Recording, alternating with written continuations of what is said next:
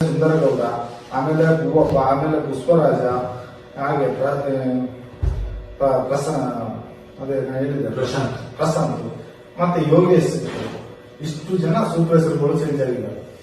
5 ವರ್ಷಕ್ಕೆ ಒಂದೊಂದು supervisor change ಮಾಡ್ತಾ ಇರ್ತಾರೆ, 3 ವರ್ಷಕ್ಕೂ ಚೇಂಜ್ ಮಾಡ್ತಾ ಇರ್ತಾರೆ. ಹಾಗೆ ಇಷ್ಟು ಜನ ಸೂಪರ್ವೈಸರ್ಗಳು ಚೇಂಜ್ ಮಾಡ್ತಾರೆ. ಹಾಗೆ ರಾಜೇಶ್ವರ್ ಇದ್ದಾರೆ. ಸೌಜನ್ಯಗಳ ಘಟನೆ ಆಗುವಾಗ ಸೌಜನ್ಯಗಳ ಘಟನೆ ಆಗುವಾಗ 2012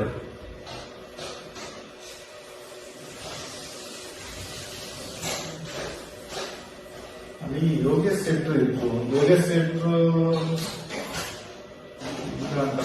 ಪ್ರಶಾಂತ್ ಇತ್ತು. ಪ್ರಶಾಂತ್ 3 ವರ್ಷಕ್ಕೆ ಬಂದವರು. ಅವರ ಮುಂಚೆ ಯೋಗೇಶ್ ಶೆಟ್ರು ಇತ್ತು. ಯೋಗೇಶ್ ಶೆಟ್ರು ಅವರು ಮಾರಿಗುಡಿ ಹತ್ರ ಮನೆ, ಮಾರಿಗುಡಿ ದೇವಸ್ಥಾನದ ದ್ವಾರ ಬೀಚ ಮಾರಿಗುಡಿ.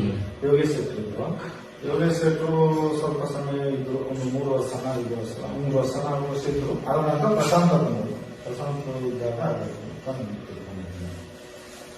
ಇದೆಲ್ಲ ಆ ಕಡೆ ಈ ಕಡೆ ಕಾಡು ಇದೆ. ರಾಜೇಶ್ ಇಲ್ಲ, ಅದು ಯಾರಾದ್ರೂ ಹುಡುಕುವಾಗಿ 3 ವರ್ಷಕ್ಕೆ 2 ವರ್ಷಕ್ಕೆ 5 ವರ್ಷಕ್ಕೆ ಚೇಂಜ್ ಮಾಡ್ತಾ ಇರ್ತಾರೆ. ಅಷ್ಟು ಸೂಪರ್ವೈಸರ್. ನಾವು ಲೈಫ್ ಲಾಂಗ್ ಇವರು 3 ವರ್ಷಕ್ಕೆ ಚೇಂಜ್ ಮಾಡೋರು. ನನ್ಗೆ ಯಾವಾಗಲೇ ಗೊತ್ತಿತ್ತು ಸೌಜನ್ಯನ ಘಟನೆ ಆಗಿ ನಾನು 3ನೇ ದಿವಸಕ್ಕೆ ಸ್ಟೇಷನ್ಗೆ ಕಳಿಸಿದ್ರೆ ನಾನು ಹೋಗ್ತೇನಂತ. ಆದ್ರೆ ಇನ್ನೊಂದು ನನಗೆ ಆಶ್ಚರ್ಯ ಅಂದ್ರೆ ಸೌಜನ್ಯನ ಅನ್ಕೊಂಡೆ ಅಲ್ಲೇ ಆದರೂ ಇಲ್ಲಿ ಲೀಕ್ ಔಟ್ ಆಗಿದೆ. ಉಜಿರೆಯಲ್ಲಿ ಅಂತ ಗೊತ್ತಿಲ್ಲ. ಉಜಿರೆಯಲ್ಲಿ ಎಂತಂದ್ರೆ ಈ ಕೊಲೆ ಪ್ರಕರಣ. ಆದ್ರೆ ಪಾಪ ಊರಿನವರು ಅವರನ್ನು ಎಲ್ಲ ರೀತಿ ಗೊತ್ತಿಲ್ಲ. ಆದ್ರೆ ಅವರ ಬಾಯಲ್ಲಿ ಆ ವಿಷಯವನ್ನು ಕೇಳಿದೆ. ಇದು ಗೊತ್ತದ್ದು ಯಾರು ಅಂತ ಹೇಳಿ ನದಿಯಲ್ಲಿ ಎಲ್ಲ ಚಿತ್ರದೆಲ್ಲ ಸಿಕ್ಕಿದ್ರೆ ತಗೊಂಡೋಗಿ ಕೊಟ್ಟು ನಾವು ಚಾ ಖರ್ಚಿ ಆಗಿದ್ದು ಸಿಕ್ತಿತ್ತು. ಅದೇ ರೀತಿ ನಾವು ಕೊಟ್ಟರೆ ಆ ಟೈಮಲ್ಲಿ ನೇತೃತ್ವ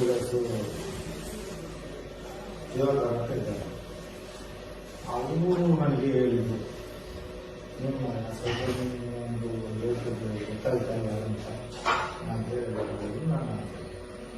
ನನಗೆಲ್ಲ ಗೊತ್ತುಂಟು, ಗೊತ್ತಾಗ್ತದೆ. ಸ್ವಲ್ಪ ಜೀವನದಲ್ಲಿ ಹೊರಗೆ ಬರ್ತಾರೆ ಯಾರು ಗೊತ್ತಿಲ್ಲ ಸಣ್ಣ ಮಗನ ಅಂತ ಅವರಿಗೆ ಅಂತ ಹೇಳಿದ್ದಾರೆ.